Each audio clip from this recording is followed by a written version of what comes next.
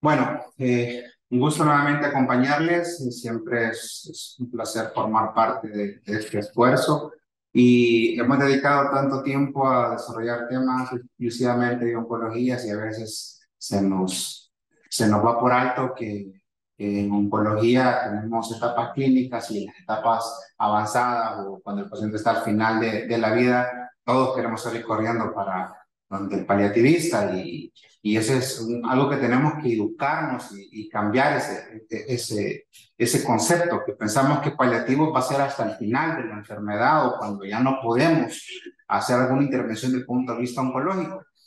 Esto lleva a ciertas cosas, pero quizás como hay muchos dilemas éticos y todos los que nos dedicamos a atender pacientes, a las ciencias de la salud, en especial los médicos, tomamos tradicionalmente nuestro juramento hipocrático.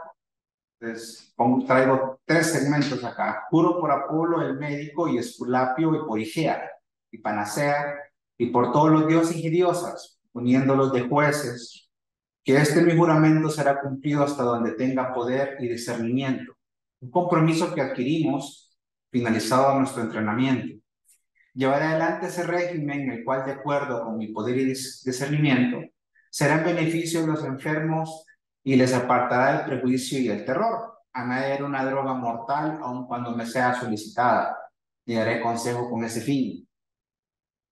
Ahora, si cumplo este juramento y no lo quebranto, que los frutos de la vida y el arte sean míos, que sea siempre honrado por todos los hombres y que lo contrario me ocurra si quebranto y soy perjurio. El juramento hipocrático, pues fue su primera escritura, en su primer papiro, nos obliga en medicina a principalmente no hacer daño, el primum non nocere. En uno de los libros de texto de oncología cambia por primum succedere.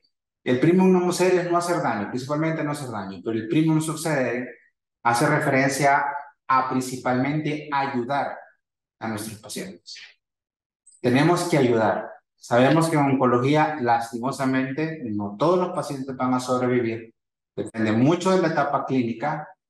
Así que lo que vamos a intentar hacer es ayudarle a nuestros pacientes. Misericordia nos decía nuestro beato. Siempre comenzamos con preguntas para hacer más atractivo esto. ¿Qué hacemos al final del día con nuestro paciente? Vamos a orientar todo a pacientes con diagnóstico oncológico.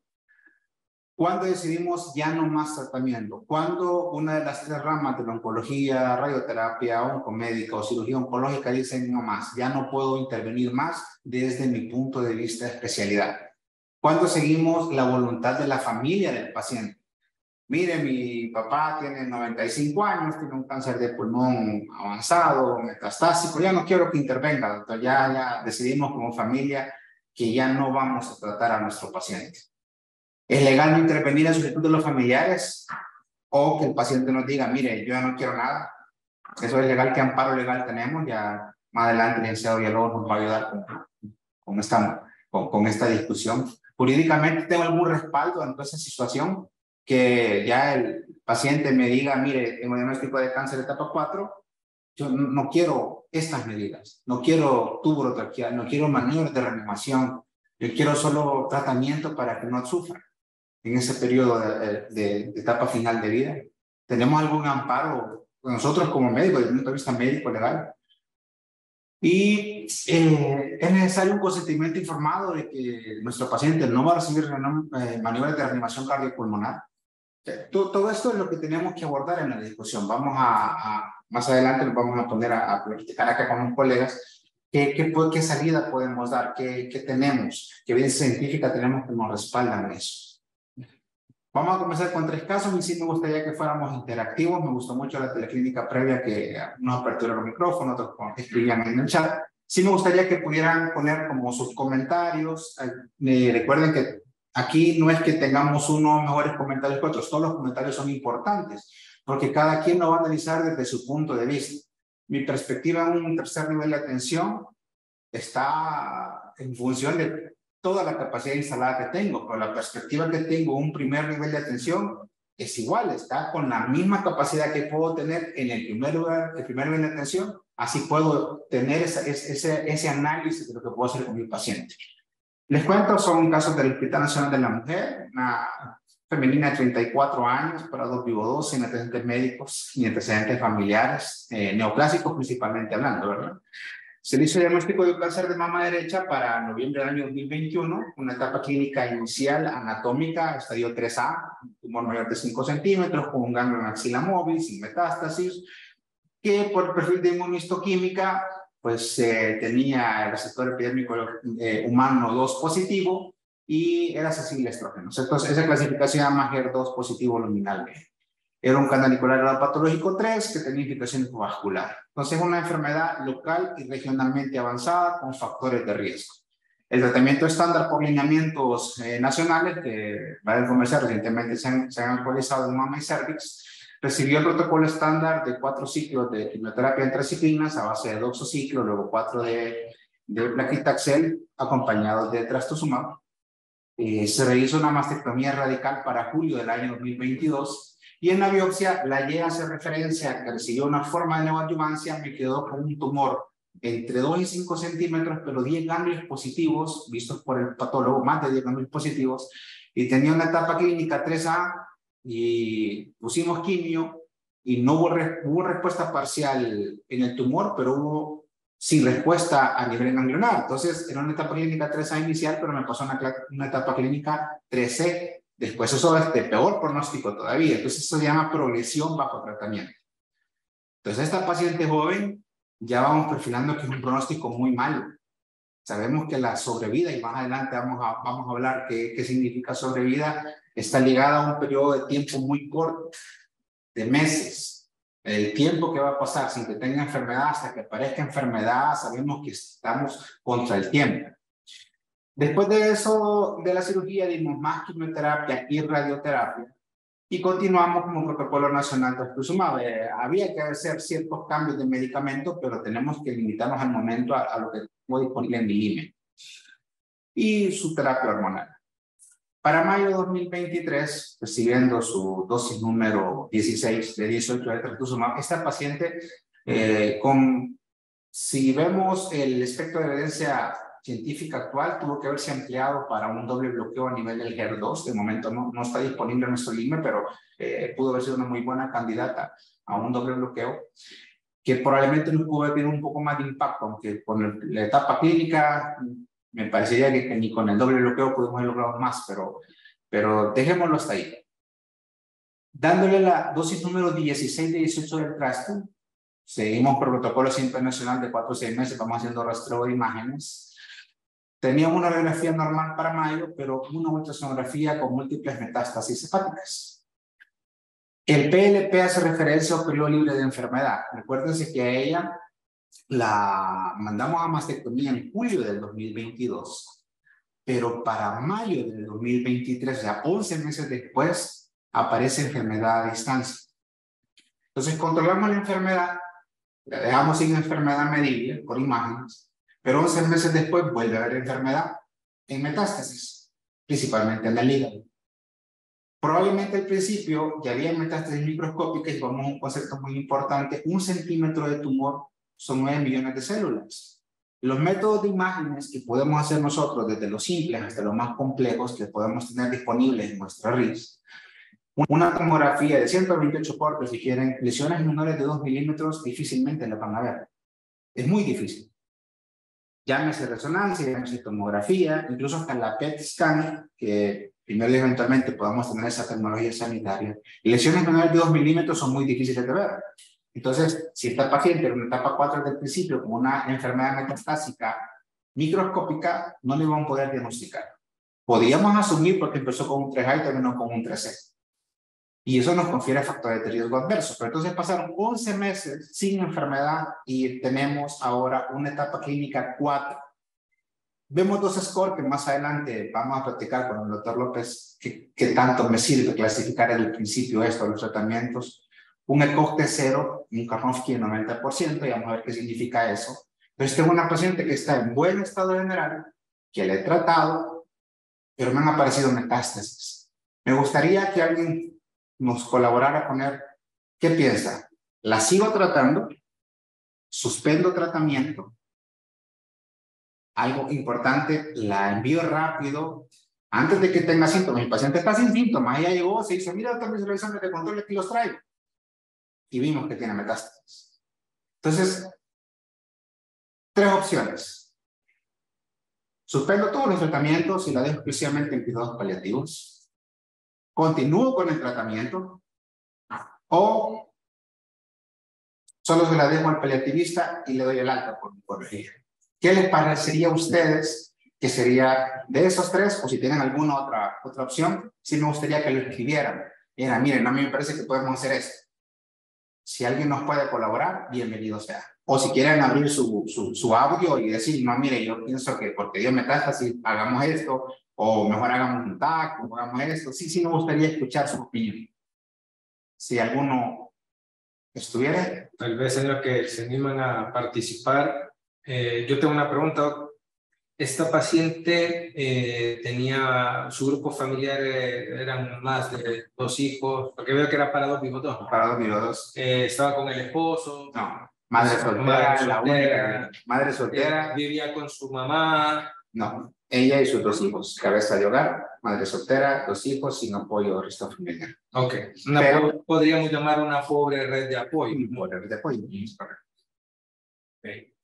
No sé si el doctor Fuentes, si alguien nos dio algún comentario, si no continuamos y lo dejamos. En este momento, doctor, todavía no tenemos comentarios, pero si alguien quiere activar su micrófono, pedirles por favor que levanten la mano para así solicitarle a informática que active el permiso y de esa forma podemos interactuar mejor.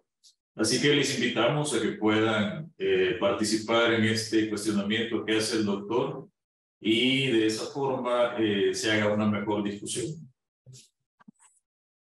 Quizás aquí solamente aportar que si la paciente es de 33 años, pues los hijos probablemente no sean adultos, ¿verdad? Entonces lo que mencionaba el doctor William es muy importante porque en este caso, pues prácticamente si la señora no tiene familiares, ella es la que incluso puede estar decidiendo ella misma por sí misma y por los hijos.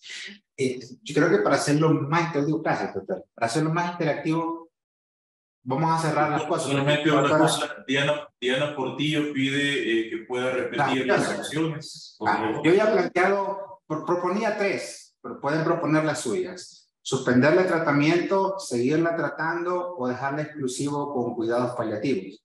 Eso, ideas que se me ocurrirían ahorita que podría proponer. Pero si quiere, definamos 2 cosas. ¿Estarían de acuerdo en seguirla tratando contra el cáncer? ¿Sí o no? Cerrado. ¿Qué les parece? Una paciente de 33 años que progresó la enfermedad bajo tratamiento, con metástasis, pero con buen estado general, con buen estado funcional. ¿Estarían de acuerdo en seguir tratando contra el cáncer, sí o no? Cerrado ahí. No sé si alguien podría dar su opinión.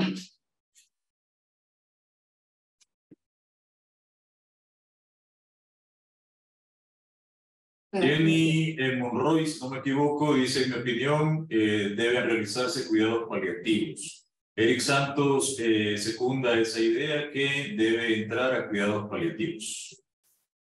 Aquí vamos, los felicito. Creo que en verdad sí es la mejor opción, pero cuidados paliativos no es una cosa. Es un conjunto de atenciones, o sea, la evaluación multidisciplinaria, el completo, el tratamiento de múltiples áreas hacen completo de cuidados paliativos. Porque sí tenemos quimioterapia paliativa, sí hay radioterapia paliativa, sí hay cirugía paliativa. Correcto, bueno, la tarea paliativista es obvio que iba a darme la respuesta correcta, ¿no? Manejo multidisciplinario. ¿Qué tenemos que hacer ahí? Bueno, nos sentamos todos. Llamo al paliativista, llamo al psicólogo, llamo al nutriólogo y sentemos, mire, tenemos esta paciente, la tenemos con riesgos sociales y es una bomba de tiempo, sus hijos van a quedar huérfanos eventualmente. ¿Qué va a pasar con estos chicos? Esa es la respuesta correcta. El doctor nos resolvió la discusión. Gracias, doctora. Entonces, claro que seguimos tratándola, por supuesto. Entonces, el grupo total de atención que vamos a dar son cuidados paliativos. O sea, quitémonos una venda. Decir, no va más esta paciente, no es que no le voy a dar nada, al contrario, va a ser más trabajoso la atención porque cuidados paliativos es una evaluación multidisciplinaria. Y por supuesto que el oncólogo está ahí. Pero ya vamos a llegar al punto donde doy tratamiento a mi tratamiento oncológico. Eso es lo que al final tenemos que concluir acá. Segundo caso, 66 años, parásito vivos 3. Su última regla fue hace 15 años. Tiene un trastorno psiquiátrico. La hija no definía bien porque llegó con una de sus hijas. Pareciera, por lo que describe, que un trastorno bipolar, porque estuvo tomando litio. Podría asumir yo que es eso, que no define bien el nombre de su entidad. Tiene escoliosis hipertensa que no se toma el medicamento, tiene un apoyo familiar deficiente y su motivo de consulta fue 3 meses de hemorragia uterina normal. Lleven el dato, 66 años. Fue necesario de un hospital periférico hacerle una evaluación bajo anestesia porque no se dejaba examinar. Y tomaron una biopsia y concluyeron que había un cáncer epidermoidal de cervix. Difícilmente de tapificar, no se dejaba examinar a la señora, en sala de operaciones, pues hizo el examen bajo anestesia, no nos definieron bien la clasificación de FIGO del cáncer de cervix, asumimos como un loco regional avanzado, nos mandaron por opinión con 2.5 de creatinina, 8 de hemoglobina, tenía un ECOG de 3, tenía un Karnofsky del 50%. Ya una paciente con mucho compromiso, con falla renal, con problemas anatómicos en su columna, con un trastorno psiquiátrico, con mal apoyo familiar. Aquí les preguntaría, ¿les parece que esta paciente podría ser candidata a una forma de tratamiento específica contra el cáncer, como cirugía, quimioterapia, radiación? No quiero que me contesten como oncólogos, quiero que me contesten como personal de salud. ¿Esta paciente será candidata para tratar el cáncer o será candidata para intervenciones paliativas lo más pronto posible? 2 opciones. Miren, ya me golearon, ya aprendieron. ¿Sí? Sí, totalmente de acuerdo. Es muy difícil poner una quimio con una nefropatía grado 3B. Está muy comprometida. ¿Qué pasa con la toxicidad? Desconozco cómo está la función del hígado. Ha usado litio por bastante tiempo. Tiene muy mal estado general. Probablemente sea un cáncer locorregional avanzado o metastásico pélvico o fuera de la pelvis. Las expectativas de sobrevida son cortas. Entonces, ¿qué pasa? Sí, gracias, Tania. Totalmente de acuerdo. Cuidados paliativos lo más tempranamente posible. Y aquí vamos a hacer lo que dice la ESMO, la Sociedad Europea de Oncología, es cuidados paliativos va desde el diagnóstico. Esta paciente, al entrar al hospital, entra a evaluación multidisciplinaria. No tiene la mejor condición para quimio o para radio, mucho menos para cirugía. Entonces, este tipo de pacientes nos lo mandan para aplicar quimioterapia. No, hay que explicarle a la familia, sí va a pasar a un tercer nivel, pero tenemos que darle acceso a atención paliativa. Mire, pero es que el oncólogo le quiere poner quimio. Ya vamos a ver cuándo el oncólogo dice no va con quimio. Ya vamos a ver cuándo el cirujano dice no va con cirugía, igual lo mismo el radiooncólogo. Tercer caso. Aquí también necesito que me apoyen. Nos llega un masculino a la unidad de emergencia, es dependiente de su cuidador. No habla, no camina. Todo el tiempo pasa en cama, no se puede alimentar solo, no se viste solo, no sigue órdenes. Y eso tiene 2 meses de evolución. Lo recibimos con 30 de frecuencia respiratoria, 120 de frecuencia cardíaca y un Glasgow de 8 puntos.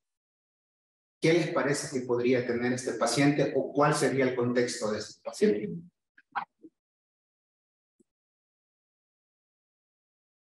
¿Alguien que nos quiera colaborar?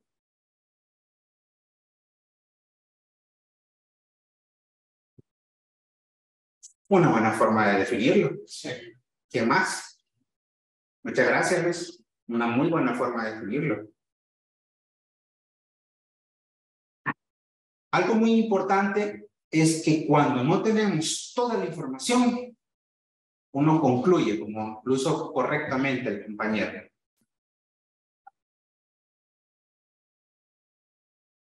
Este es el paciente. Nunca hablamos de su edad, nunca hablamos porque estaba en emergencia. Pero un mensaje para llevar a casa, porque estas decisiones de tratar o no tratar tienen que estar respaldadas en algo objetivo. Y una sola persona es muy difícil, porque el compañero le describió un Karnofsky de 10-20% y correctamente me lo contestó, pero omití decir que era un de 2 meses. ¿Qué pasa? Puedo hacer que el siguiente colega que lo va a ver o en el equipo multidisciplinario, si no tengo completamente la información, podemos sacar una conclusión y podemos dejar de ofrecer algo bueno a mi paciente.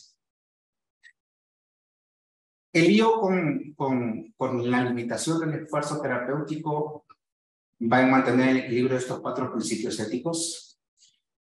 Hacer lo bueno para el paciente que le ayude, evitar dañarlo. Todos tienen el mismo acceso al tratamiento y el paciente decide.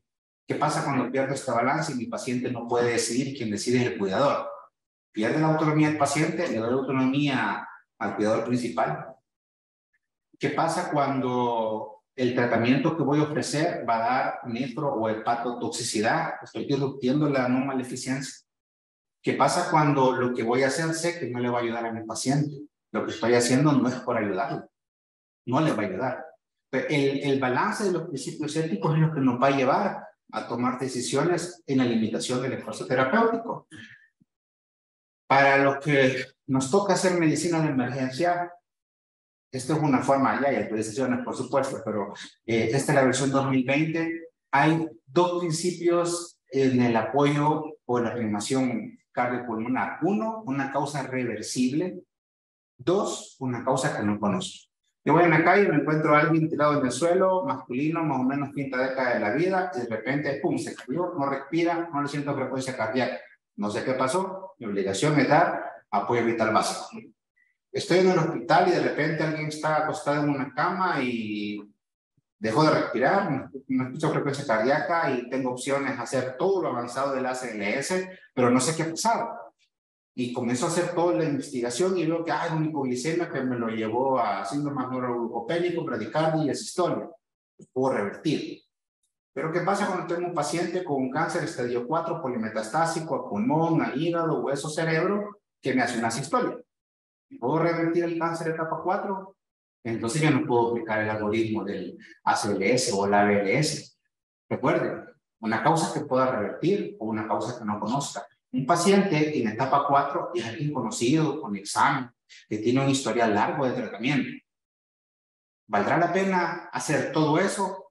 Uno quiere ayudar. Acuérdense, no maleficencia y beneficencia.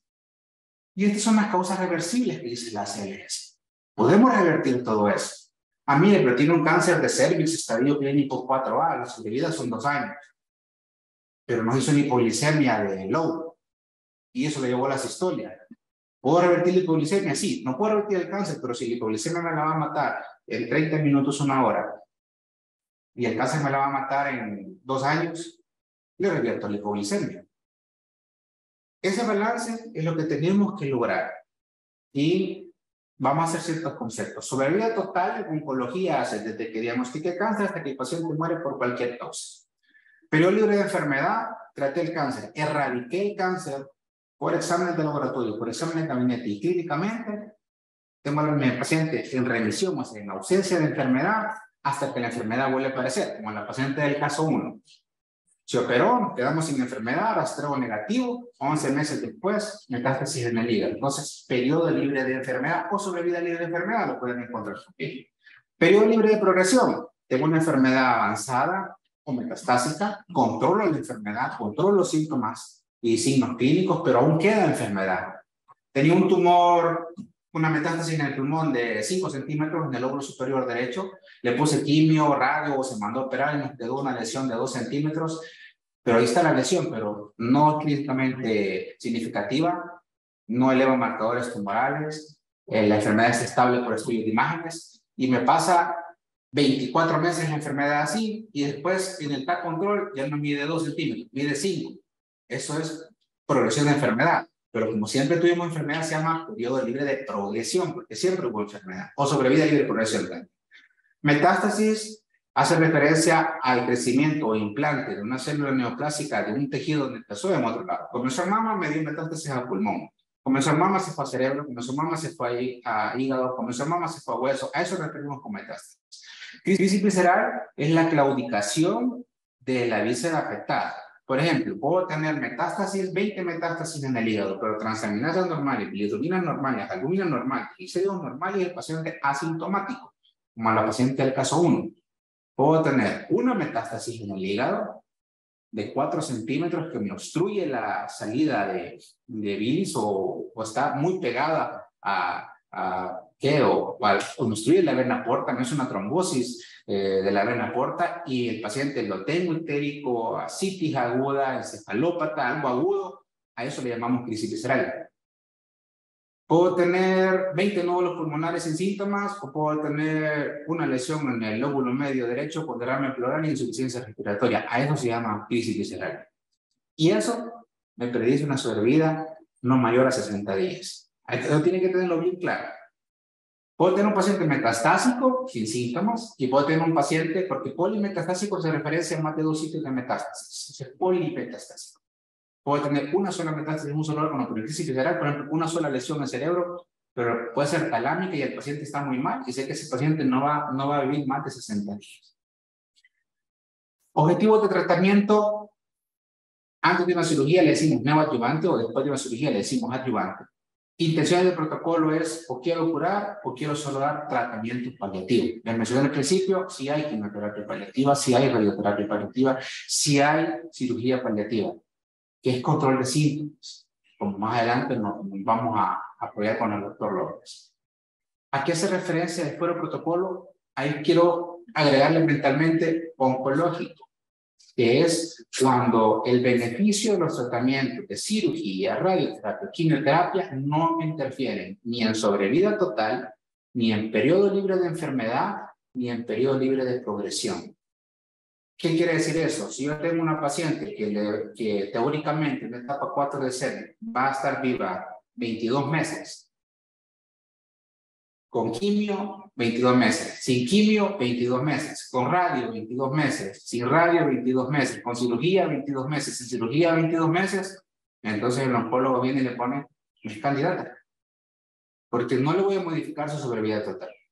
Y lo mismo analizamos con el periodo libre de enfermedad, con el periodo libre de progresión. Por ejemplo, estadios tempranos de mama, muy tempranos, lesiones menores de 2 centímetros, sin ganglios positivos de una linfa adecuada o con ganglios centinela. Con radio o sin radio no le modifico el periodo libre de enfermedad para recidiva local, entonces nos damos radiación. Y así vamos analizando uno por uno. Carcinoma metastásico primario no conocido, lo vamos a guardar en la siguiente teleclínica, que es cuando encontramos un paciente con cáncer metastásico. De la metástasis hacemos diagnóstico y no sabemos dónde empezó. ¿Sí? Hace referencia a una enfermedad que empezó en un lado y el diagnóstico lo hicimos por la metástasis, de una nerviosa pleural, de una nerviosa hepática, etc. Sigue siendo una etapa 4. Esos tampoco se curan. ¿Se acuerdan que hablamos del Karnofsky? Una paciente tenía 90% y dice que es capaz de realizar actividad normal, signos o síntomas menores de enfermedad, como la paciente del caso 1. Paciente del caso 2, considerable asistencia frecuente y cuidados médicos. La paciente tenía falla renal, anémica, trastornos psiquiátricos, escoliosis, ya muy comprometida. Es importante, claro, si no se nos quiere memorizar, tengámoslos en la mano. En lineamientos de paliativos están, nos pueden acceder en web, está fácil. ¿De qué hacemos eso? Porque si se fijan, esta hace referencia a un estudio donde si tengo un Karnofsky que supera el 50%, el tiempo de sobrevida de mi paciente son 2.6%. O sea que la paciente, 2.6 meses, perdón, la paciente del caso 2, teníamos solo el diagnóstico de cáncer de cervix con un Karnofsky de 50% o más. Sabemos que su sobrevida estándar va a dar 3 meses y no intervenimos en un estadio 4.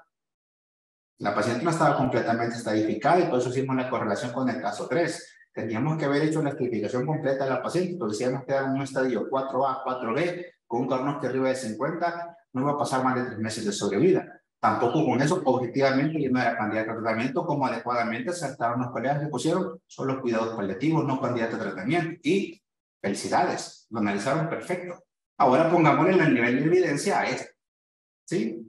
¿Qué quiere decir eso? Si un Karnofsky en estadio 4, arriba del 50%, o sea, deteriora la relación del Karnofsky inversamente proporcional. A menor Karnofsky, peor sobrevida. Escala de Koch, claro, hay varias escalas. Los colegas de apelativos, híjole, tienen escalas hasta para la gripe. Broma. Tienen escalas y son, si bien es cierto, varias son subjetivas, como la escala visceral análoga, porque yo puedo ver un paciente y digo, mira, a mí me parece que le va de dolores o de disnea es 8 de 10. Pero la doctora pues no, me parece 9 de 9. Entonces dice, no, me parece 10 de 10. Esa subjetividad, pero todos sabemos de qué estamos hablando. O sea, si yo le digo a un paliativista, no, la dignidad está un EVA 9 de 10.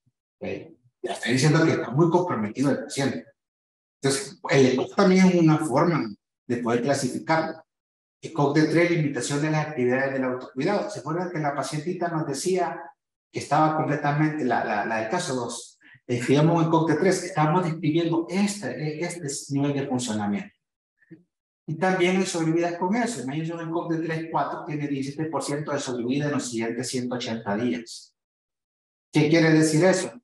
Que la paciente del caso 2, como acertaron los colegas que pusieron sus comentarios, que sabíamos que iba a durar menos de 6 meses de vida, no era candidata a que le pusiéramos quimio, radio, mucho menos, a mandarla a operar o a hacer el resto del estudio, pero sí era candidata desde el principio a mejorar de manera multidisciplinaria todo el entorno de la paciente. Bueno, después de esta breve introducción, la limitación del esfuerzo terapéutico hace referencia a no aplicar medidas extraordinarias o desproporcionadas para la finalidad terapéutica. Hay dos tipos: o no iniciamos medidas o retiramos cuando ya están instauradas. En la paciente 1, retirábamos la quimioterapia o la continuábamos. En la paciente 2, no iniciábamos la quimioterapia. Eso es lo que se tiene que analizar. Se trata de conseguir un pacto honroso entre la ética y la indicación y la ética y la elección. El médico no debe aprender a continuar acciones diagnóstico-terapéuticas sin esperanza, inútiles y obstinadas.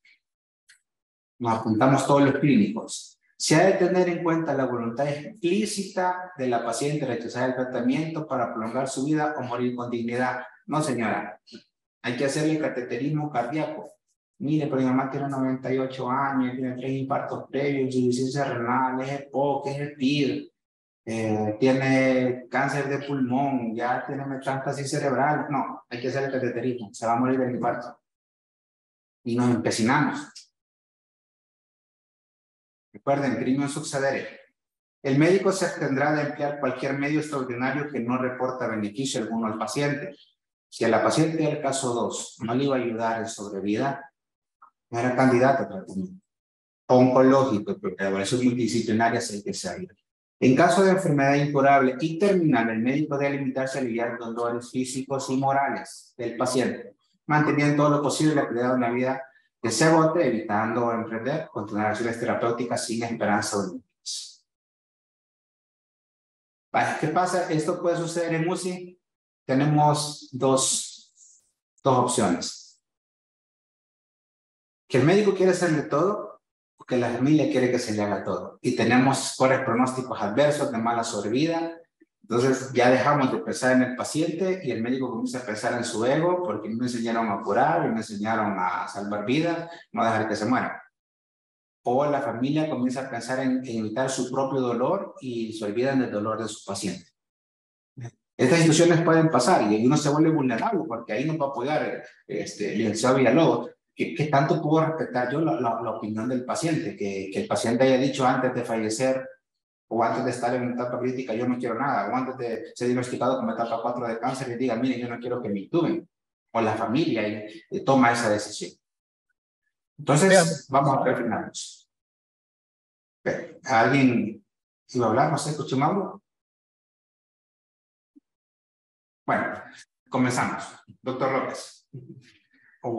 No sé si alguien quería poner un comentario a hablar, porque escuchó más de ahí que se fue, si no, pues dejo al doctor López para que nos comience. Quizás para entrar un poco más en el tema respecto del esfuerzo terapéutico, previo a iniciar la teleclínica, charlábamos con los doctores acerca de esto de limitación del esfuerzo terapéutico, y el doctor bien al inicio pues ya mencionaba, ¿no?, que estos pacientes con todas estas características que el doctor ha presentado, los dos primeros casos, pudimos darnos cuenta que son casos complejos. De entrada, una mujer sin ayuda alrededor, nosotros le llamamos red de apoyo, con 2 niños pequeños, joven, sin esposo, con un problema, enfermedad que, si bien es cierto, hay una buena funcionalidad, pero está avanzada, ¿no? Entonces, decimos, es un caso complejo de entrada, porque el hecho de abordar no solo a la mamá, sino que ver cómo vamos a tratar esta esfera de los niños también. Entonces, teniendo en cuenta eso, ¿será que tendríamos que hablar de limitación del esfuerzo terapéutico? Y lo pongo así como pregunta, porque retomando las palabras del doctor Rodríguez, se abre un abanico de situaciones que abordar, no solamente en la esfera física. Y entonces quizás es mejor hablar de adecuación del esfuerzo terapéutico. Es más, podemos hablar también de adecuación del esfuerzo diagnóstico. ¿Será que sí es necesario que yo entre en este estudio indicándolo para el paciente? ¿Va eso a generar un cambio o solo es porque se debe de hacer, pero se puede hacer? Entonces, esas cosas son las que nos tenemos que plantear nosotros cuando veamos los pacientes. Y esto se apega no solamente al caso de los pacientes oncológicos. Y entonces, al hablar de la adecuación del esfuerzo terapéutico como tal, que en medicina paliativa venimos ya en varios años hablando con estas tres palabras, adecuación más no limitación, pensamos, ok, tenemos que adaptar los recursos que tenemos para poder, el recurso me refiero a información, porque los preparados somos los trabajadores en salud, ¿no? Y el paciente está en una parte, digamos, en segundo, porque él sí tiene su autonomía, pero no tiene la información que nosotros tenemos. Ya vamos a llegar a esa parte.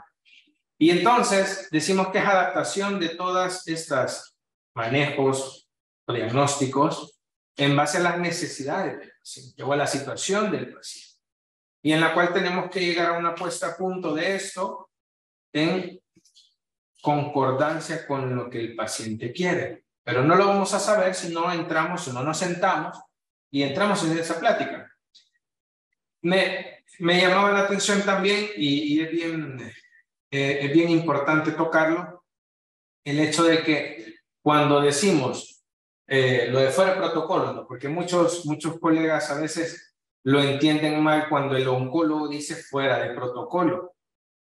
Yo fácil creo y entiendo que cuando hablan de fuera de protocolo es que no amerita un tratamiento desde el punto de vista curativo para el problema que adolece, que es oncológico, pero que siempre puede recibir, como bien el doctor dijo, quimioterapia, si es que así es, que se puede, radioterapia o una cirugía paliativa.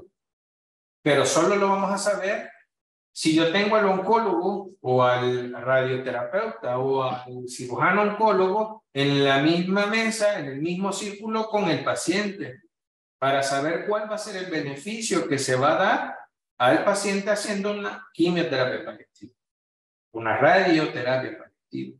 Y es ahí entonces cuando llamamos al derecho ético de autonomía del paciente. Si bien es cierto, el paciente tiene derecho a decidir si quiere o no quiere, pero esto se vuelve abandono del paciente cuando no expresamos la información necesaria que necesita tener el paciente para tomar esa decisión, si entrar y aceptar a esa cirugía, si entrar o recibir esa radioterapia, si entrar o recibir esa quimioterapia.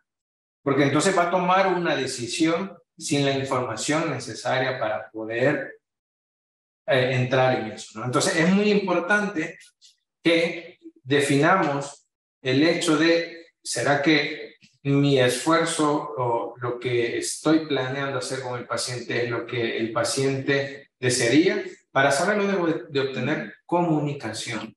Doctor, yo creo que ahí eso es bien importante, porque no solamente quizás, como usted menciona, la decisión o la claridad del paciente, sino que también de sus cuidadores, si los hay, porque muchas veces si el paciente ya está en una etapa donde solamente es una intención paliativa la que es su tratamiento, pero los familiares o sus cuidadores no lo comprenden bien, siguen con la intención de creer que va a ser algo curativo. Entonces no se entiende bien el límite pues que hay. Y entonces eso es importante porque la persona que cuida puede querer que se le siga poniendo un medicamento, que se le haga una cirugía, porque está pensando que va a ser algo curativo, cuando en realidad lo que le estamos ofreciendo es algo paliativo. Entonces, esa comunicación, como ustedes mencionan, es bien importante tenerla también con claridad al momento de que se transmita tanto al paciente, si está en condiciones de comprenderlo,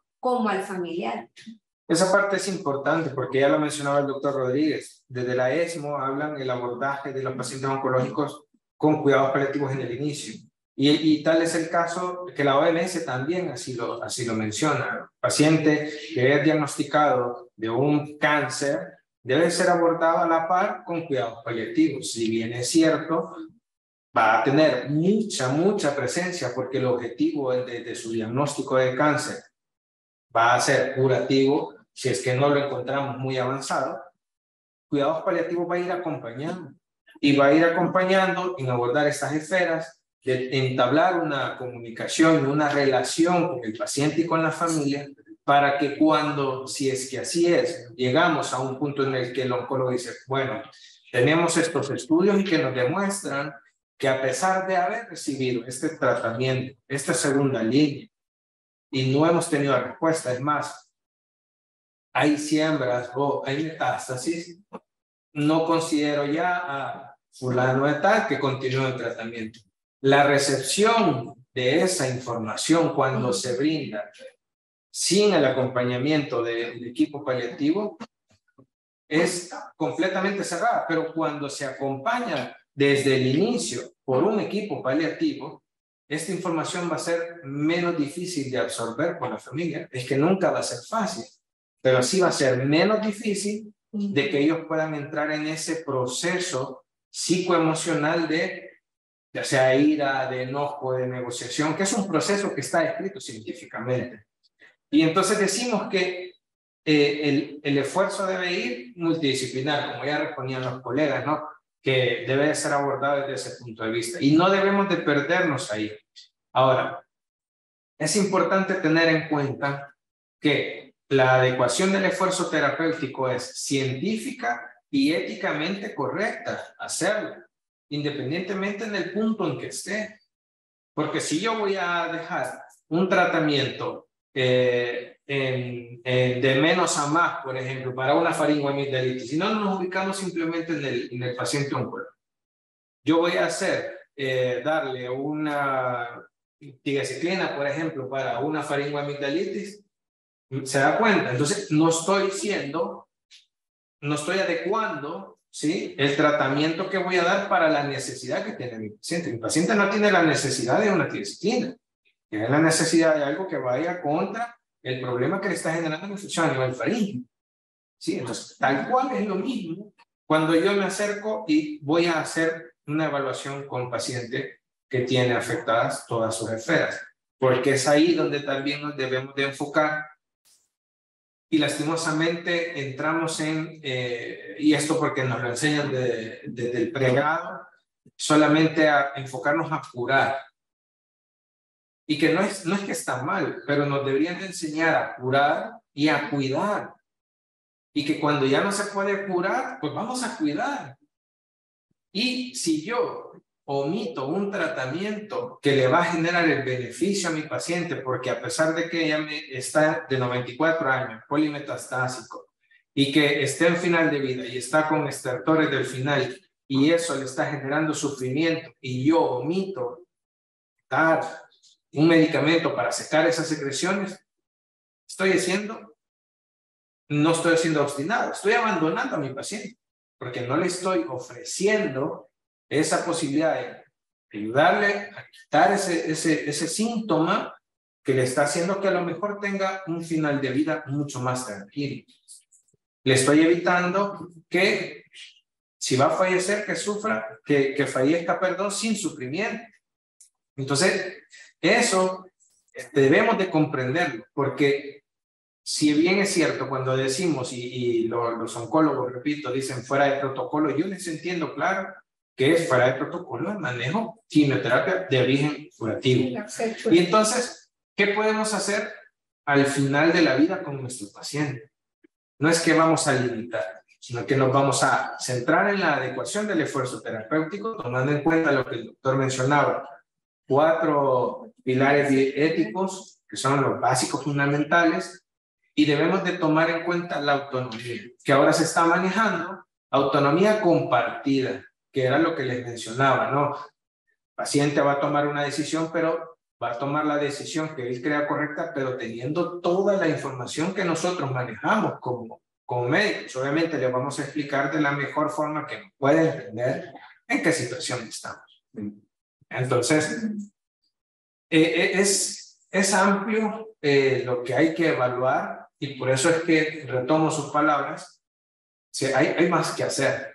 Y aquella palabra que escuchamos, no hay nada más que hacer, porque sí, no, claro, no hay nada más que hacer a lo mejor desde el punto de vista curativo. Pero hay mucho que hacer para poder cuidar, acompañar y aliviar el sufrimiento. ¿Que va a fallecer el paciente? Sí, pero no significa que pudiera fallecer, si es que así va a ser, que fallezca sufriendo. Porque yo no lo quisiera para mi persona. Y eso es otra cosa. Ayudar o sentarnos con los pacientes y la familia y siendo empáticos siempre. Porque en Dios no lo quiera, yo lo digo así, no lo vamos a hacer en esa silla, ¿no? No lo sabemos, nadie lo sabe. Entonces, debemos de acercarnos a los pacientes y a las familias como personas que son, y no tratar las enfermedades. Ver que esa persona que está ahí tiene un problema y yo tengo la capacidad de poder ayudar. Si no tengo la capacidad, pues voy a ver qué puedo hacer para encontrar a alguien que puede ayudar. Porque si llega conmigo un paciente que me dice, mire doctor, fíjense que yo vengo porque me encontraron una masa aquí. Y yo que le voy a ayudar desde el punto de vista oncológico. Yo no voy a buscar al oncólogo. Porque él va a decidir dónde lo va a mapear, va a sacar los estudios y decidir, bueno, estamos aquí y lo que le toca es esto. Sí, lo que yo puedo hacer desde ese momento es acompañar, como les digo. Pero más adelante a lo mejor va a tener mucha más presencia el manejo paliativo que el curativo. Dice, bueno, tal vez una de las limitantes en la etapa clínica, ya me voy a dar el licenciado Villalobos, es cuando uno se enfrenta a un paciente de este tipo, casi siempre llega un familiar, luego llega otro, luego llega otro, después llega un vecino, después llega, y es un montón de opiniones, y todos quieren opinar y nadie toma decisiones. Entonces, van a preguntas difíciles. Licenciado Villalobos, si nos ayuda ahí, es legal que no intervengamos porque un familiar nos diga o que el paciente nos diga, mire, yo no quiero nada. ¿Cómo que a nosotros como médicos, desde el punto de vista médico legal, tenemos algún amparo de ese tipo que nos diga, no, mire, el artículo de la Constitución, el Código de Salud dice que usted puede hacer esto, o en qué nos pasamos, o cómo nos podemos orientar, y para al final, todos tienen que tener consentimiento informado en el RCP, pero ¿qué pasa si un paciente me llegó mal, neurológicamente, y no me puede expresar su voluntad? Si nos ayuda, Lick, porfa. Bueno, veamos. Sí, puede. Tu cámara también, por favor, Lick. Pues es que está encendida. Veamos. ¿Ves la vista? Si cambian. Sí, yo me veo ahí. Ya se visualiza bien el licenciado Villalobos. Ok. Gracias. Bueno, buenas tardes. Interesante la charla de ahora, pues, ¿verdad? Esta pequeña discusión que se está teniendo sobre este tema. Hay que entender, pues, de que no tenemos mucho desarrollo legal con este tema porque en realidad, pues, no ha sido tratado con una precisión. Es más, podemos ver, pues, de que existen hasta limitaciones con respecto a ello, por ejemplo, y no es por asustar, sino que, por ejemplo, si ustedes se dan cuenta, allá en el artículo 130 de nuestro Código Penal, se habla, pues, de lo que es el homicidio piadoso, y les leo el artículo, pues, ¿verdad? El homicidio causado por móviles de piedad, con el fin de acelerar una muerte inminente o poner fin a graves padecimientos, será sancionado con prisión de 1 a 5 años siempre que concurran los siguientes requisitos, que es como, por ejemplo, que esté en un estado de desesperación por sufrimientos observables el paciente, que la persona esté ligada con la otra por un vínculo familiar, o que el objeto pasivo demuestre su deseo de morir, Pero esas son circunstancias que tienen que ver más bien cuando el familiar desconecta o le ayuda pues a que muera el otro, que no es muy aplicable para nuestro caso. Para nuestro caso, en realidad lo que tenemos que hacer uso pues son de las herramientas que la Ley de Deberes y Derechos de los pacientes y prestadores de servicios de salud nos concede pues con respecto pues a lo que es esa relación paciente usuario médico. Cuando hablo de usuario me refiero no solamente al paciente sino que a sus familiares, y que están dirigidos o enfocados hacia aquella situación que tiene que ver con lo que es el consentimiento informado, el cumplimiento del deber de información. Si ustedes recordarán, allá en nuestra ley de deberes y derechos, en el artículo 15 nos expresa claramente el legislador que todo procedimiento de atención médica, ojo, dice, será acordado entre el paciente o su representante y el prestador de servicios de salud. Entonces, el tratamiento no es que simple y sencillamente venga el doctor y él determine específicamente pues, cómo se va a dar el tratamiento. Y a menos que la persona no tenga la condición pues, de poder entender, discernir con respecto a ello, o sea, una condición de emergencia donde hay que tomar unas medidas, pues, verdad, que son de atención, que son urgentes o son de emergencia para salvaguardar la vida del paciente, que no es el caso del que estamos hablando.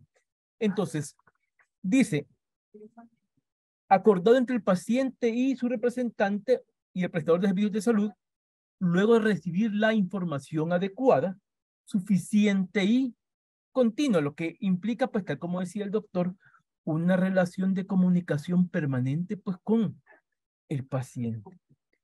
La que deberá constar por escrito, dice, y firmada por el paciente o su representante en el formulario autorizado para tal fin.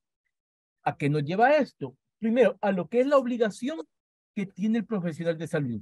Ahí el artículo 31 de nuestra ley dice que el profesional de salud, de acuerdo a su experiencia y capacidad y recursos instalados, decidirá el mejor procedimiento de atención respetando las normas, protocolos institucionales y los reconocidos internacionalmente.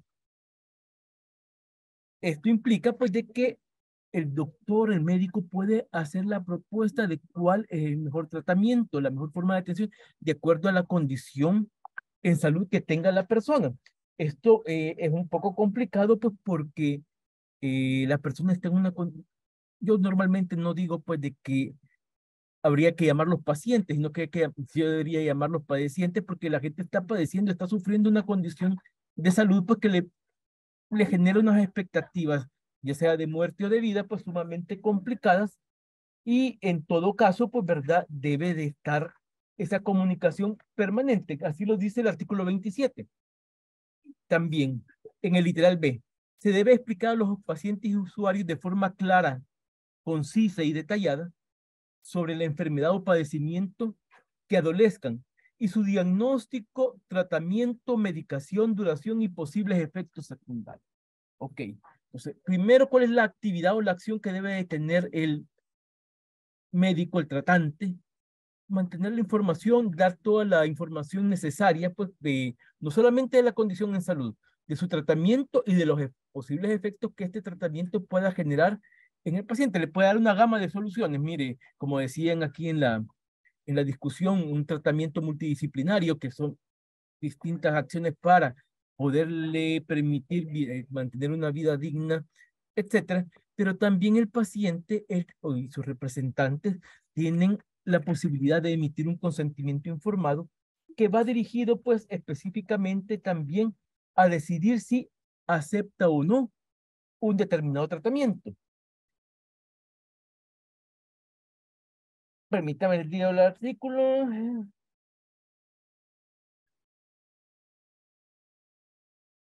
El consentimiento informado dice que se deberá otorgar por parte del paciente. El artículo 17 dice que también los familiares, que es el consentimiento por sustitución, que también se le conoce como asentimiento, bueno, porque no lo emite el paciente, puede ser otorgado por el cónyuge o conviviente, sus familiares, ¿verdad? Y en última instancia hasta por la misma Procuraduría General de la República. Y allá viene el artículo 18, que con respecto a las excepciones del consentimiento informado, que dice pues de que el paciente puede decidir si acepta o no un tratamiento. Y vamos a una cuestión de carácter voluntario en este momento. El artículo 18 dice en su literal E que se debe, si el paciente no está de acuerdo con el tratamiento, debe dejar constancia por escrito cuando se rehúsa a seguir las prescripciones médicas y a los métodos de tratamiento del prestador de servicios de salud o cuando cause alta voluntaria. Gente que dice, mire, yo quiero ir a morir a mi casa. Yo ya no quiero estar acá. Si voy a morir, pues, ¿verdad? Porque ya mi situación es prácticamente infranqueable, pues ya solo un milagro me salva. Yo prefiero estar en mi casa, pues, y allá, en compañía de mi familia y no aquí en el hospital, pues, donde no voy a tener la cercanía, ni el cariño, ni nada de eso, pues, de lo que son mis familiares. Ante esta situación, pues, la decisión por parte del paciente o sus familiares, ¿ok? Porque forma parte del asentimiento, es la que termina de darle pie a la posibilidad, pues, de que cierto tipo de tratamiento o que ya no se le dé tratamiento alguno, pues, al paciente, lo cual exonera, pues, obviamente, de responsabilidad a la institución en salud con respecto, pues, a brindar tratamiento. Pero situaciones que se dan. En el momento, pues, en que esta persona que está con una condición, por ejemplo, de cáncer, metástasis, etcétera, como paso previo, pues, a lo que, el preámbulo a la muerte, normalmente viene acompañado, por ejemplo, de un paro cardíaco, un paro respiratorio y todo eso. Ese tipo de acciones, pues, obviamente que son las últimas instancias para salvaguardar la vida de el paciente, obviamente que estamos en el deber de ejecutarlas. Lo que hemos hecho es aquel tratamiento, omitido es aquel tratamiento general, a veces sumamente costoso, porque se le podría brindar a aquel. Ya las medidas de emergencia, de salvaguarda, que también están en ese juramento hipocrático, porque muy bien nos leyó el doctor, que va acompañado, que, digámoslo así, sirve de punta de lanza de la actividad de los médicos, obviamente que también le lleva pues a que estas últimas instancias, esta última batalla, digámoslo así, necesariamente debe de ser realizada por el personal médico, porque estuvieron desarmados todo el tiempo, pero el último paso efectivamente dan. Entonces la comunicación es sumamente importante con respecto a ello, porque la decisión en última instancia tendría que venir pues de ese acuerdo entre el médico y el paciente con respecto a la continuidad o al inicio de un determinado procedimiento, pues que lo que va a hacer es prolongarle un momento más la vida, no sabemos bajo una condición de vida digna en su momento, pues, ¿verdad? Porque este tipo de padecimientos son sumamente dolorosos, son sumamente, eh, digámoslo así, generan pues en la persona que se deprima, etcétera. Entonces, la persona, pues, en última instancia tiene la decisión con respecto a ello. Y esto nos lleva al hecho, pues, de que pensémoslo también, ya no tiene capacidad la familia para sufragar los gastos. Y pensemos, porque no estamos hablando solamente de centros públicos de salud, estamos hablando pues de la atención en salud en general. El coste de los servicios médicos y especialmente este tipo de condiciones pues en instituciones de salud privadas resultan exageradamente grandes, pues, ¿verdad? Y puede ser pues de que en el lugar ya no puedan seguirle brindando ese apoyo porque ya no alcanza pues el dinero para dar cobertura. Esto significa pues de que en último momento se traslada pues a una institución pública de salud o él decide que le den el alta y que se vaya para su casa y que se suspende el tratamiento. Puede dar cualquiera de esas posibilidades, pero el único salvaguarde que tenemos para la actuación de limitar este tipo de tratamientos, pues, ¿verdad? Proviene de lo que nos otorga como posibilidad en esa comunicación médico-paciente o médico y familiares o representantes legales del paciente, esa comunicación permanente y obtener, obviamente, y esto es sumamente importante, obtener el consentimiento informado en el cual él diga, pues, de que se niega a seguir cualquier tipo de tratamiento o cualquier tipo de atención con respecto a su condición de salud estando previamente informado y a plenitud y con plena comprensión pues, de la condición en salud en la que él se encuentra. No es el simple consentimiento informado común para que nos den un tratamiento, sino que es un consentimiento informado que también tendríamos que hacer un formato pues, para eso, que le permita a aquel expresar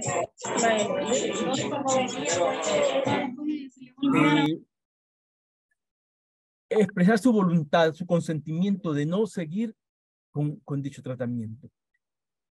En última instancia, pues, nuestro único respaldo jurídico pues, son los artículos de la Ley de Deberes y Derechos de los prestadores, de los pacientes y prestadores de servicios de salud que he leído, me podrían servir de asidero pues, para esa limitación en el tratamiento. ¿Alguna pregunta? Antes que todo, darle las gracias por su ilustración, licenciado. Yo creo que la mayoría de nosotros de lejitos con la parte de la legislación, y siempre es bueno escuchar de primera mano por alguien que es doctor en el tema, pues, y que así puntual y de la manita nos va llevando que algo tan menospreciado como un consentimiento informado es muy importante y nos resuelve muchas pautas legales de todo esto que estamos hablando. Por supuesto. No sé si para ir casi cerrando la actividad, si alguien tiene algún comentario o pregunta, ya sea para el licenciado Villalobos, para el doctor William López, para mí, pues estamos aperturados, doctor Fuentes. ¿Comentarios o preguntas de los compañeros espectadores? En el chat, doctor, no tenemos en este momento preguntas o comentarios, pero igual incentivamos a nuestros colegas participantes a que puedan escribir comentarios o preguntas o levantar la mano y activar el micrófono.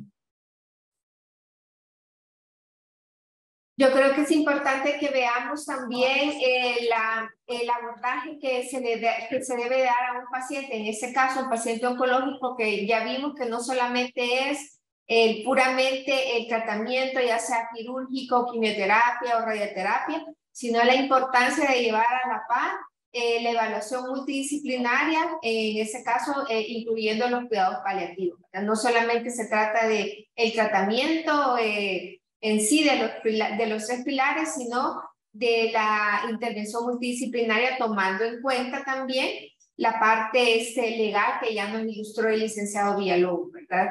Así que yo creo que ha sido un tema muy importante, muy enriquecedor, porque sí es verdad que tenemos las 2 teleclínicas, ¿verdad? De paliativos, y tenemos la de oncología para ver más que todo la parte técnica, pero es importante que veamos la integración del abordaje integral que se le debe dar a un paciente. No sé, doctor Fuentes, si hay comentarios o preguntas en el chat. Tenemos una pregunta de parte de Diana Portillo. Dice, ¿cuáles son las estrategias desde la especialidad de oncología para el abordaje multidisciplinar aplicada a la realidad de nuestras instituciones? Ya lo primero tendríamos que aumentar recursos, ¿verdad? Porque la relación médico-paciente para los casos es bastante deficiente. Si tendríamos que tener un especialista en oncología por cada 150 casos, en la ciudad de la mujer necesitaría 4 oncólogos. Tendríamos que tener la ciudad de 1 en 300 por paliativo, necesitaríamos tener 5 paliativistas. Tendría que tener por lo menos un psicólogo asignado a la unidad, un trabajador social, un nutricionista, una psiquiatra. Tendría que tener un ginecólogo por cada 350 casos, solo tengo 3 disponibles, pues necesitaríamos tener casi el triple.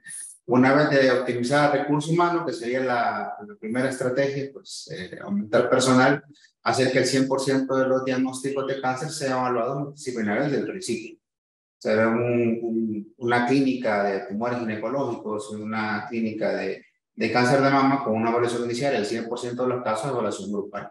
Eso creo que sería la fase 2, ya que estamos en la fase de implementación de todo. De fase 1, que es recursos humanos; fase 2, evaluación multidisciplinaria, estandarización por clínicas de tratamiento, y poder hacer como escalonado por los pacientes que vienen del exterior del país, que el mismo día que venga a su evaluación por oncología médica, pues para su tratamiento, el mismo día pueda tener su evaluación nutricional, psicológica, poner el paliativista, y tendríamos que ir estructurando. Eso nos llevaría a una más ampliar el área física donde estamos viendo a los pacientes.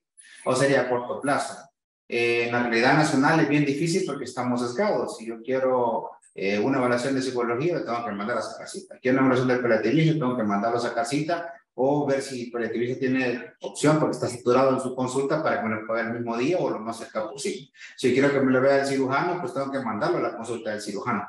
Como no tenemos una unidad funcional donde todos estemos en el momento, que sería la mejor estrategia disponible para optimizar lo que tenemos, creo que sería como más a corto plazo, si no tengo la estructura física, hacer una unidad funcional. Y eso ahí podríamos ir dando respuesta. Sin embargo, también ahorita lo importante quizás es como usted menciona, que tratamos de optimizar, es donde viene digamos, el sinergismo de lo que se está trabajando. En el caso con el doctor William, que está progresando con las unidades de cuidados paliativos. Doctor, ahí si nos apoya. Sí, de hecho se está tratando de hacer a nivel nacional que, bueno, los 31 hospitales de la red nacional ya tienen equipos de dolor y cuidados paliativos, ya, con recursos capacitados, y en tercer nivel pues tenemos los especialistas. Se está tratando de poder abordar todo lo desde el punto de vista oncológico, pero igual, como menciona el doctor, pues escaso recurso humano, entonces hay que priorizar, ¿no? Así como se ha priorizado el tratamiento de los más incidentes cánceres en nuestro país, pues estamos tratando de hacer eso. Ahora, por nosotros es muy importante que el paciente oncológico entre desde su diagnóstico al rol de cuidados paliativos, ¿no? Y creo que todos los colegas y los que están en los hospitales y los especialistas también caminamos dentro de esa misma línea. Sí es importante saber que cuidados paliativos no es que el paciente va a ir ahí porque va a fallecer ya. Desde ahí podemos comenzar para poder tomar en cuenta y trabajar en equipo multidisciplinar. Que no podemos decir que vamos a hacer un trabajo multidisciplinar cuando no tengo las partes pertinentes para poder abordar a una persona, a una familia. Mucho menos puedo decir, puedo hacer un abordaje multidisciplinar si lo voy a abordar en el pasillo del hospital y voy a hacer pues todo lo que hemos estado hablando hoy que no se debería de hacer. Entonces, eso es lo más importante. El abordaje multidisciplinar se está implementando con los equipos, se está abogando, si no, pues no estuviera yo sentado en la mesa acá y hablando de estos temas para poder acercarnos mejor a los pacientes, a las personas que padecen problemas y a sus familiares. Y es algo que queremos que se vaya así como regando de una buena práctica, ¿no? De hacer un abordaje holístico. Bien, tenemos a Rodolfo Giovanni González que necesita interactuar a través del micrófono. Le pedimos a los compañeros de informática si nos pueden dar el permiso para que Rodolfo Giovanni pueda activar su micrófono, por favor. Listo. Excelente. Adelante, Rodolfo, puede activar su micrófono. Hola, buenas tardes, ¿me escuchan? Sí, se escucha. Ok, buenas tardes. Desde el Hospital de Aguachapán les saludamos.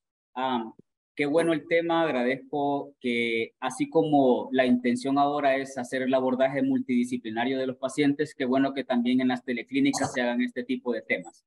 Que no solamente sea paliativo por un lado y oncología por el otro, sino que ahora estemos juntos y qué bueno que sea así. Desde un hospital departamental en una de las puntas del país, quisiera que por favor pudieran ayudar con estas situaciones. Se nos pasa mucho que tenemos personas que son de muy escasos recursos, personas que a veces nos vienen referidas o aquí se diagnostica cáncer. Como hospital hemos logrado tener un proceso de identificación rápida de una respuesta de una biopsia. Nosotros no tenemos patología, nos la lee Santa Ana, que es el laboratorio regional para toda región occidental. Al venir las respuestas de biopsias, que nos vienen una vez a la semana, porque una vez a la semana también se van a entregar, tenemos, creo, un buen proceso de identificación de aquellas respuestas positivas a cáncer y se hace todo un manejo para llamar al paciente y independientemente de la cita con quien tenga y cuánto tiempo tenga esa cita de larga, se hace venir en lo más pronto posible para hacer el abordaje desde el punto de vista de hospital, para hacer el abordaje de la noticia, de dejar los exámenes necesarios para poder hacer su referencia lo más pronto posible al área de oncología.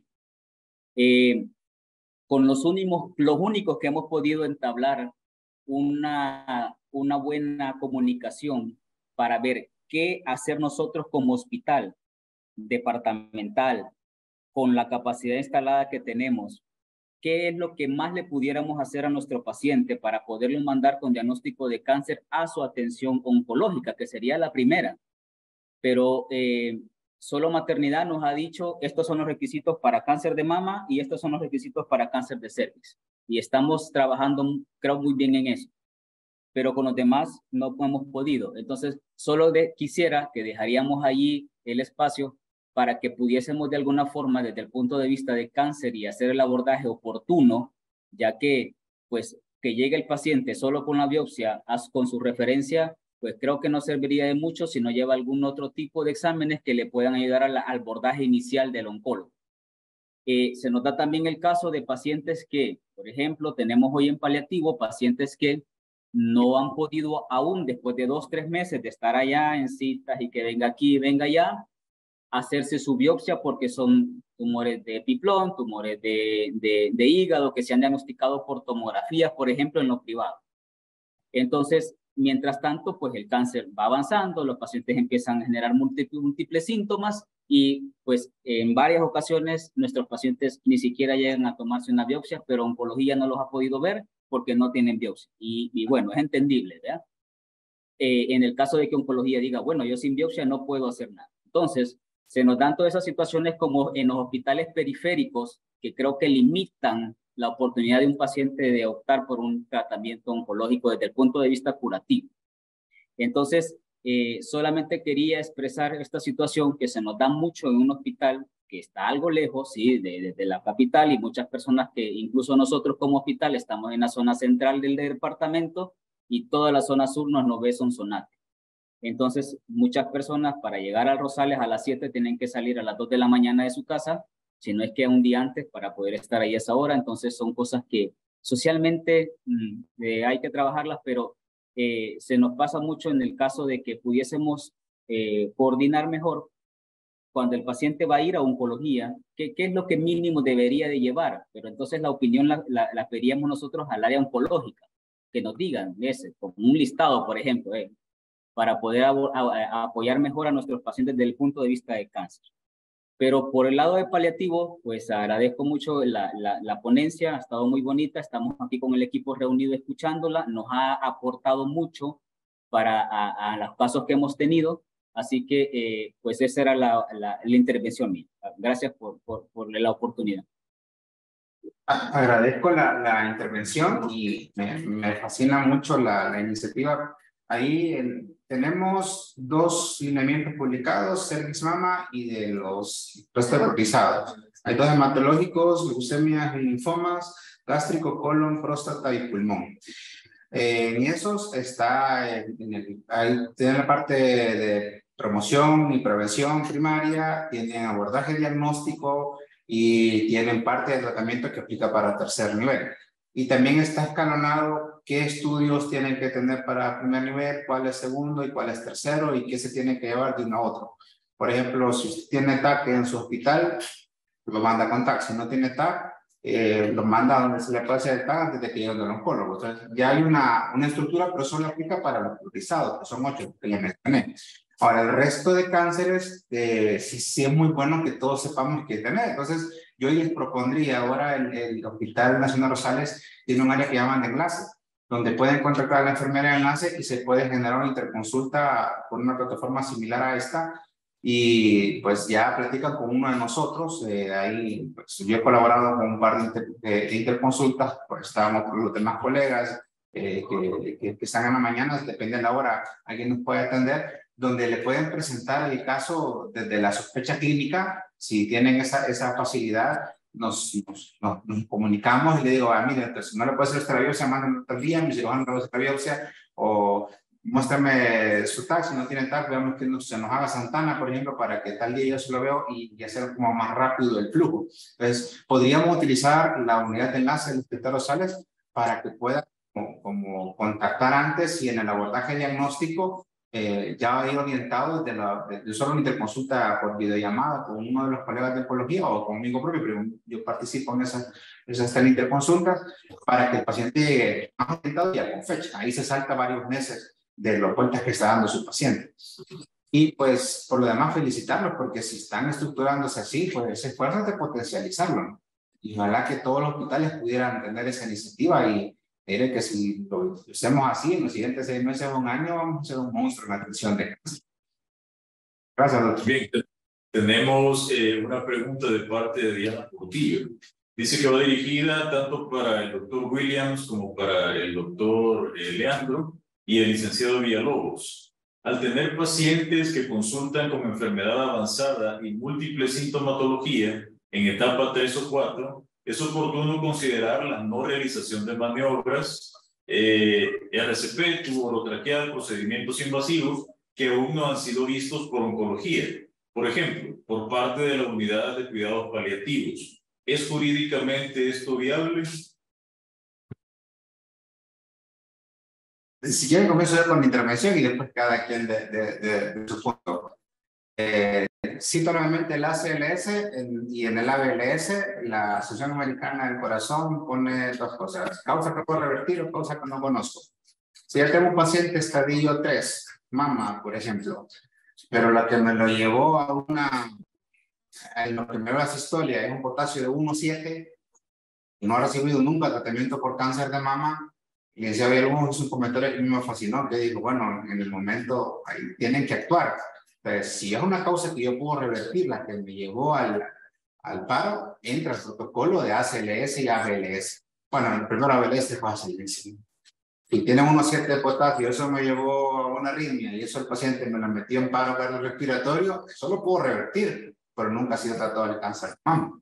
Entonces ahí entra un protocolo y eso es independientemente del cáncer, que llegó con low de glucosa y eso hizo el paro, o bueno, varias cosas pueden pasar, una tamponada cardíaca, lo que sea, pero si no recibe ninguna forma de tratamiento, pero lo que ocasionó el paro cardiorrespiratorio lo pudo revertir, vimos las 10 causas, las 5H, 5T, pues estamos obligados a tratar eso.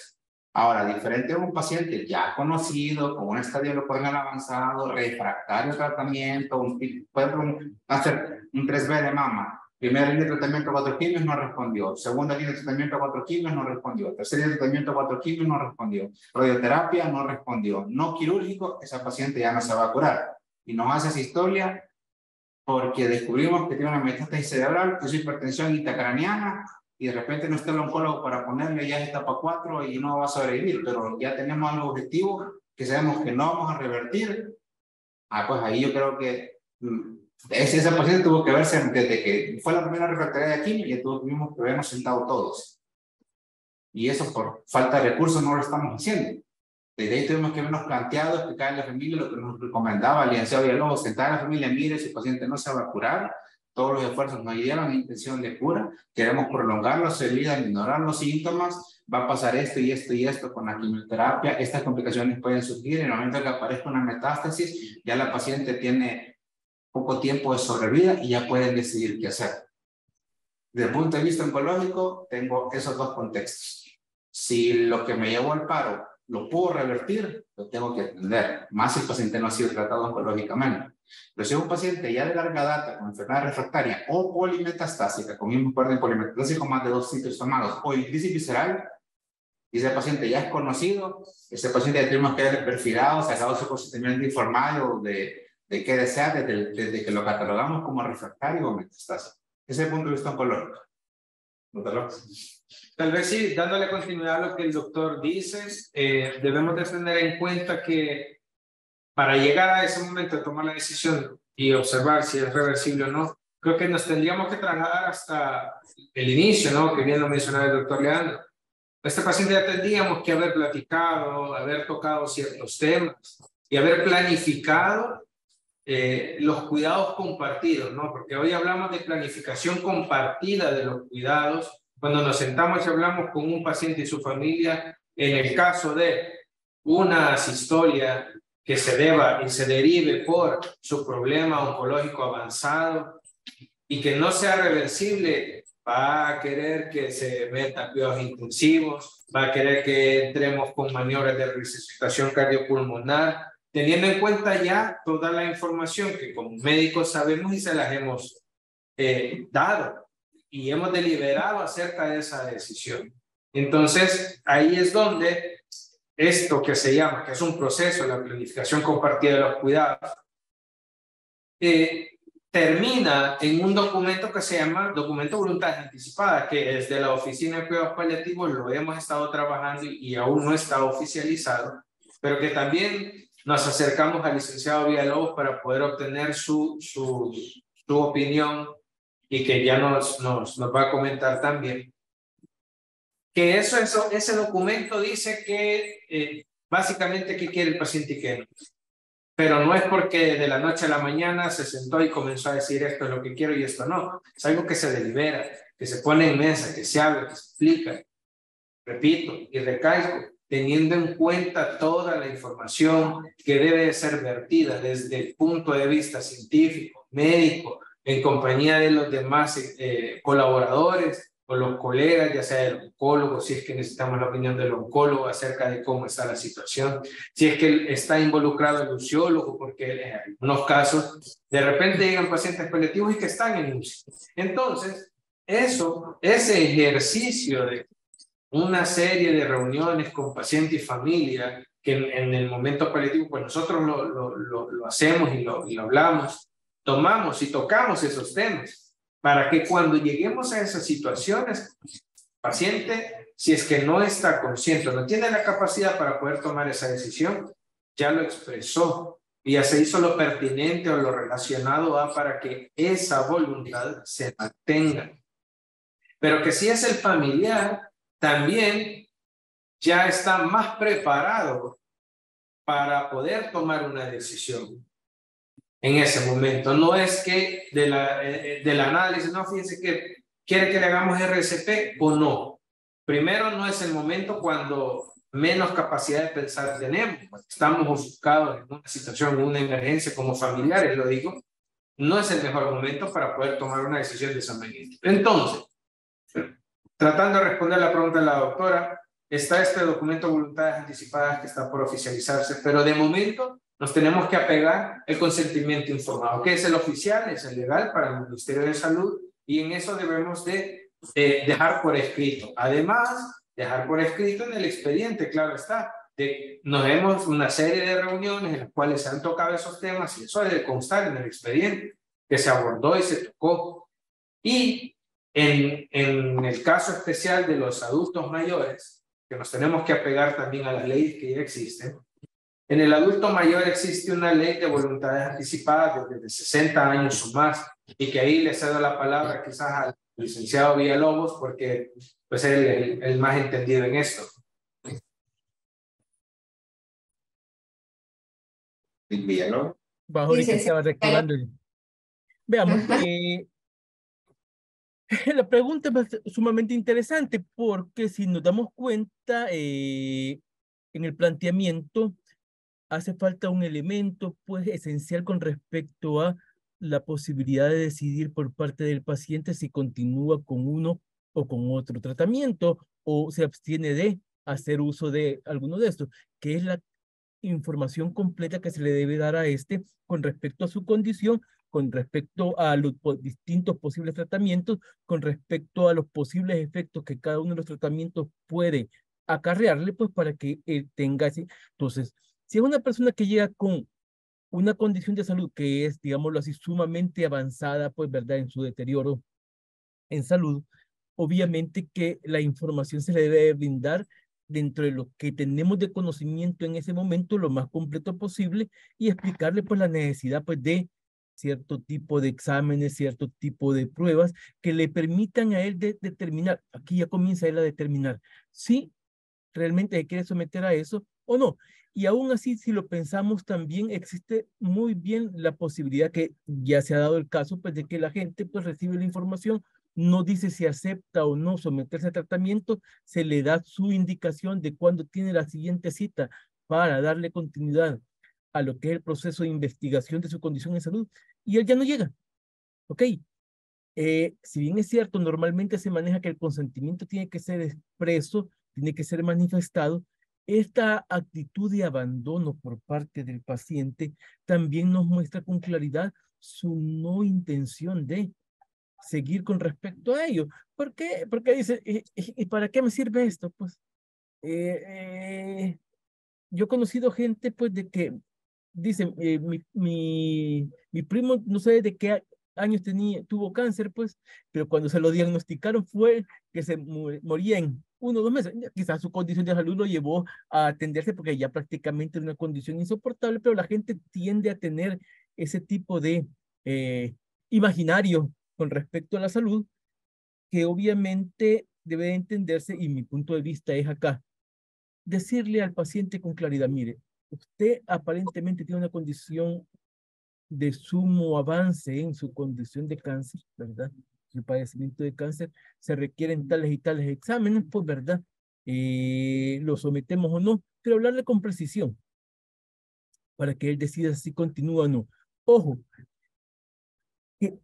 fíjense que las preguntas van por cada uno de los distintos tipos de tratamiento que va a tener que a someterse, porque de una condición va a pasar a otra, pues a otro tipo de exámenes. Puede ser que de un consentimiento informado sumamente amplio, para que trátenme como puedan, sálvenme, pues, ¿verdad? O denme más tiempo de vida, o que diga, mire, quiero someterme a esto, de acuerdo a esto, yo quiero decidir después si le doy continuidad a ello. Todo el resto de factores que existen alrededor, como por ejemplo, hay acompañamiento familiar, no hay acompañamiento familiar, tiene una condición económica que le va a permitir, por lo menos que si muere, pues prontamente su familia, sus hijos van a tener una ayuda económica, pues, para subsistir, etcétera.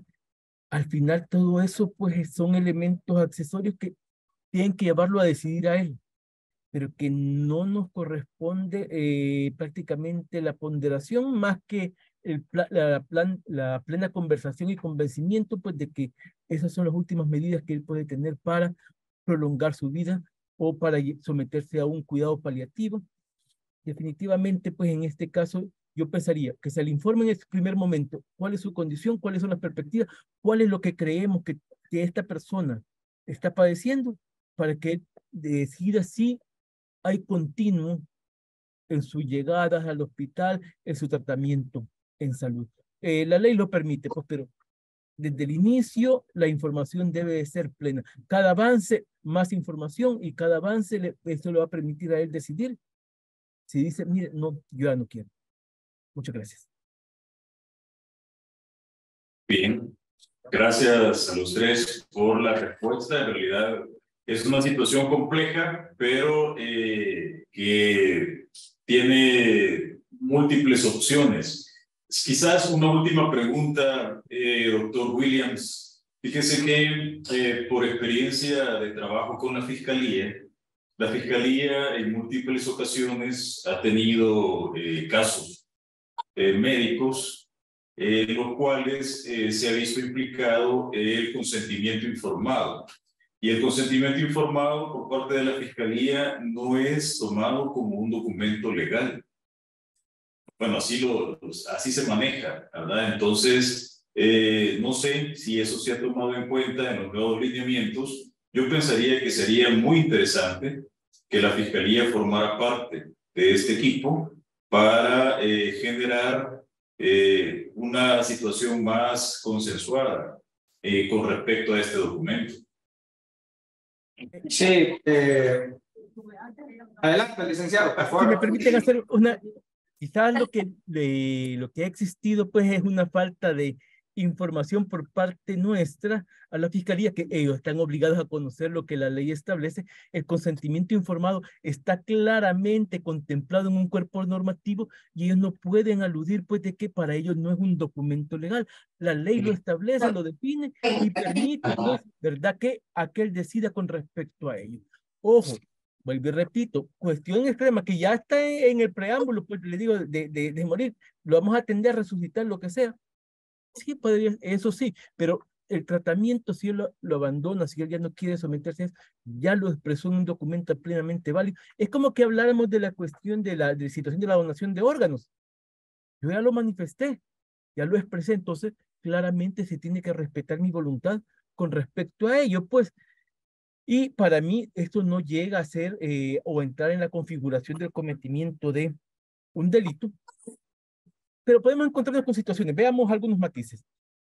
Él manifestó eso, pero no se lo expresó a su cónyuge, no se lo expresó a su familia.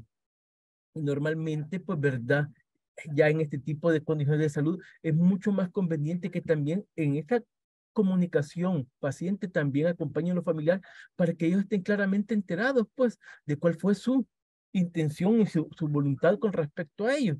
Yo recuerdo, pues, por ejemplo, cuando estábamos con la cuestión del COVID, pues, que a la gente le entubaban y todo eso, yo, por ejemplo, a mi esposa le dije claramente, mire, fíjese que yo no quiero que en su momento, pues, verdad, si llego a caer en esa condición, que me entuben.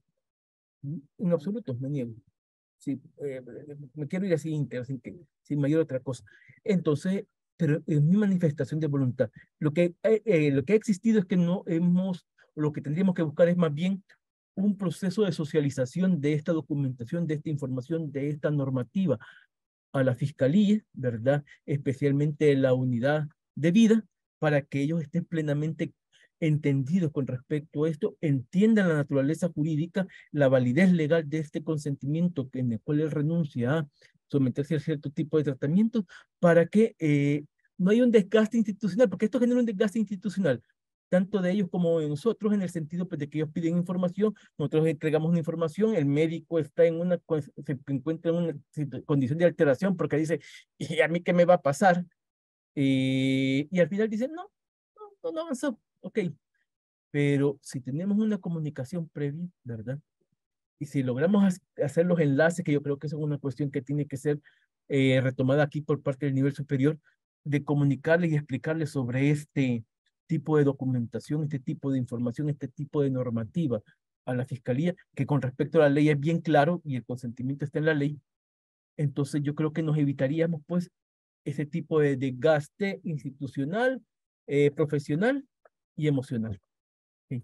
Totalmente de acuerdo. Doctor Williams.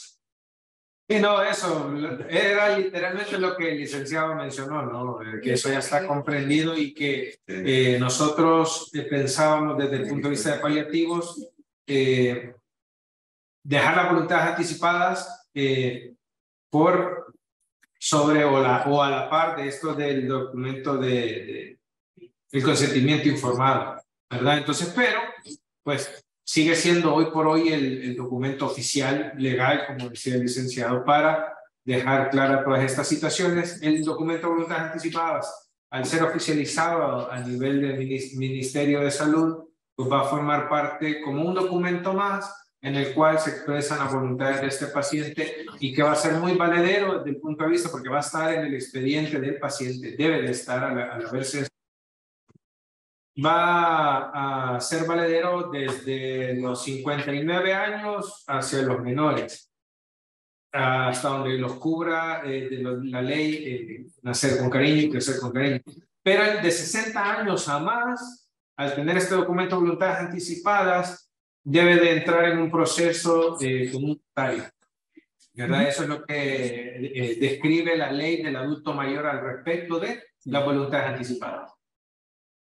Muy bien, gracias. Bueno, para ir finalizando por el tiempo, ha sido una discusión verdaderamente productiva y interesante, ¿verdad? Porque estos casos se ven más frecuentemente de lo que nosotros quizás nos imaginamos y también en las áreas del interior del país. Y ese es el objetivo principal con las teleclínicas, que el nivel local conozca acerca de estas situaciones para poder para poder saber cómo responder y además tener la opción de poder enlazar con los expertos y hacer las consultas necesarias. Así que gracias por la disponibilidad, por ese compartir de conocimientos y le cedo el micrófono a los expertos y al licenciado Villalobos también como experto en leyes para que puedan despedirse y así finalizar la teleclínica.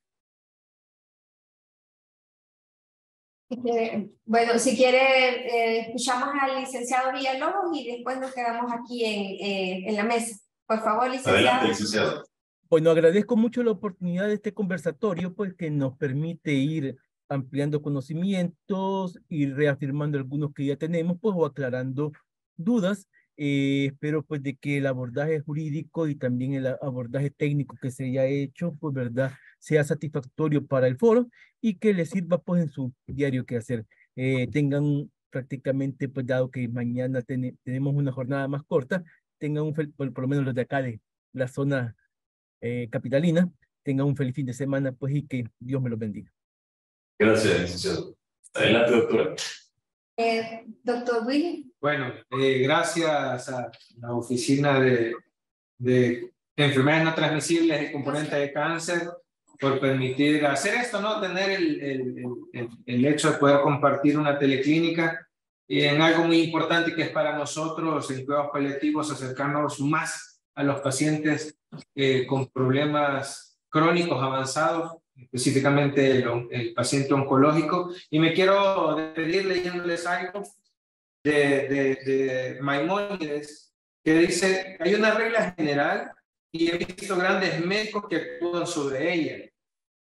Y es que el médico no debe de tratar la enfermedad, sino al paciente que sufre de ella.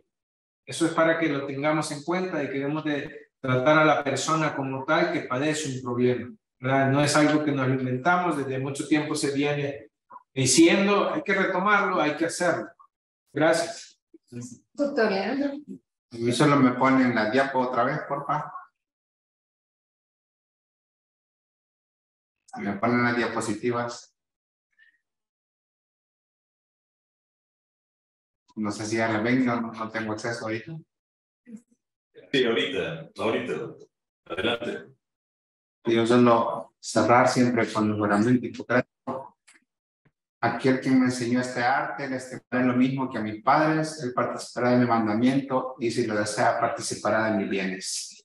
Y le di el maestro a todos. Gracias. Qué bueno.